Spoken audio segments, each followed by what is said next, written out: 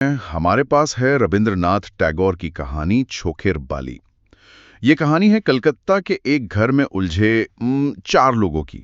महेंद्र, उसकी पत्नी आशालता, उसका दोस्त बिहारी और एक युवा विधवा विनोदिनी। लेकिन आज हम सिर्फ कहानी नहीं सुनाने वाले। हम ये समझने की कोशिश करेंगे कि क्या त्याग, जो इतना महान माना जाता है, क्या वो हमेशा महान होता है, या कभी-कभी जैसा इस कहानी में हुआ वो और बड़ी त्रासदियों को जन्म देता है। बिल्कुल। और सबसे दिलचस्प बात तो यह है कि इस पूरी कहानी की जो बुनियाद है वो ही त्याग और अधूरी ख्वाहिशों पर टिकी है। ये सिर्फ एक लव स्टोरी नहीं है, ये उस दौर के समाज के जो नियम थे जी, और इंसान की अपनी जो इच्छाएं होती हैं उनके बीच की एक जबरदस्त टक्कर है। कहानी की शुरुआत ही अगर देखें तो एक इनकार और एक त्याग से होती है। हाँ। महेंद्र और बिहारी दोनों ही विनोदिनी से शादी का प्रस्ताव ठुकरा देते हैं।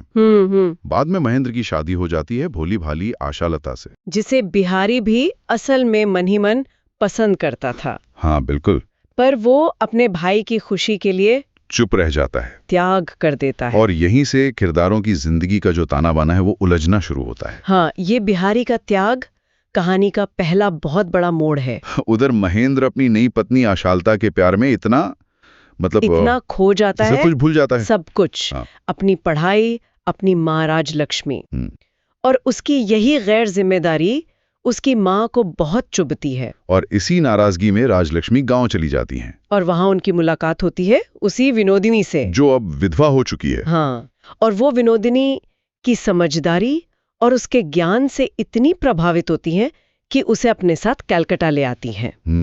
कलकत्ता में आशालता और विनोदिनी में बहुत गहरी दोस्ती हो जाती है और आशालता उसे प्यार से छोखेर बाली बुलाने लगती है। इस नाम का कोई खास मतलब है क्या? बहुत बहुत गहरा मतलब है।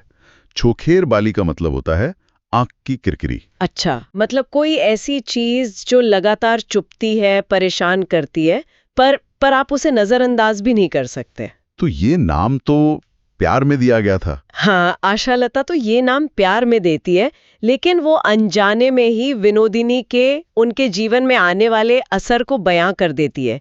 वो एक ऐसी किरकिरी थी जो सबके रिश्तों में चुभने वाली थे। तो अब घर में 2 औरतें हैं, एक आशालता, दूसरी विनोदिनी, एक दूसरे से बिल्कुल अलग। बिल्कुल।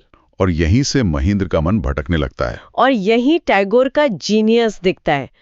उन्होंने विनोदिनी को सिर्फ एक बेचारी विधवा नहीं दिखाया, सही, बल्कि एक पढ़ी लिखी महत्वाकांक्षी महिला के रूप में दिखाया। वो उस दौर के समाज के लिए एक चुनौती थी। तो ये सिर्फ 2 औरतों का नहीं बल्कि 2 सोच का टकराव था। हाँ, एक तरह से परंपरा और आधुनिकता की सोच का। महेंद्र को विनोदिनी के आत्मविश्वास और उसकी बुद्धिमानी में वो सब कुछ देखा जो उसे आशालता की सादगी में शायद नहीं मिलता था। तो ये आकर्षण सिर्फ दिमागी नहीं था, है ना? नहीं, असल जिंदगी में भी इसका असर दिखने लगा था। जैसे वो पिकनिक वाला किस्सा। हाँ, वो पैर से कांटा निकालने वाला। या फिर जब आशालता मजाक में विनोदिनी को बिहारी के लिए सजाती है और महेंद्र गुस्से में, जलन में उसके सारे गहने उतरवा देता है। वो जलन ही इस रिश्ते का टर्निंग पॉइंट थी। लेकिन मैं कहूंगी कि ये सिर्फ विनोदिनी के आत्मविश्वास का नतीजा नहीं था। अच्छा, महेंद्र का अपना चरित्र भी इसके लिए जिम्मेदार था। उसका मन एक पेंडुलम जैसा था, जो हमेशा उस चीज के पीछे भागता था जो उसे आसानी से नहीं मिलती। जब आशालता मिली तो वो दुनिया भूल गया। जब विनोदिनी ने उसे बौद्धिक रूप से चुनौती दी तो वो उसकी तरफ खिंच गया। और आखिरकार वो राज खुल ही गया। हाँ। आशालता को विनोदिनी के बक्से में महेंद्र का लिखा हुआ एक प्रेम पत्र मिल जाता है। जरा सोचिए उस पर क्या गुजरी होगी। जिन 2 लोगों पर सबसे ज्यादा भरोसा किया उन्हीं ने धोखा दिया। लेकिन उसका जो रिएक्शन था वो कहानी को एक बिल्कुल अलग मोड़ दे देता है। वो लड़ती नहीं है, नहीं, गुस्सा नहीं करती। वो बस ये मान लेती है कि विनोदिनी महेंद्र के लिए उससे बेहतर है और चुपचाप घर छोड़कर चली जाती है। लेकिन क्या ये फैसला वाकई हैरान करने वाला है? या उस दौर के समाज को अगर हम देखें तो एक धोखा खाई हुई पत्नी के पास शायद कोई और रास्ता ही नहीं था। मतलब क्या ये त्याग था या एक मजबूरी? ये बहुत जरूरी सवाल है।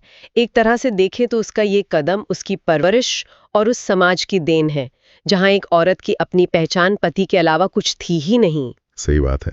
उसका घर छोड़ना महानता से ज्यादा एक तरह का मौन आत्मसमर्पण था, एक ट्रेजेडी को स्वीकार कर लेना था।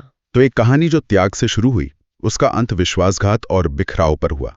आशालता ने सब कुछ छोड़ दिया और बाकी तीनों किरदारों की जिंदगी हमेशा के लिए उलझ के रह गई। और यही टैगोर का सवाल है, जो आज भी उतना ही जरूरी है। क्या समाज के बनाए नियम जब इंसान की असल ख्वाहिशों से टकराते हैं तो अंजाम हमेशा तबाही ही होता है? और क्या त्याग, जिसे हम एक महान गुण मानते हैं, कभी-कभी खुद ही सबसे बड़ी गलतियों की वजह बन जाता है?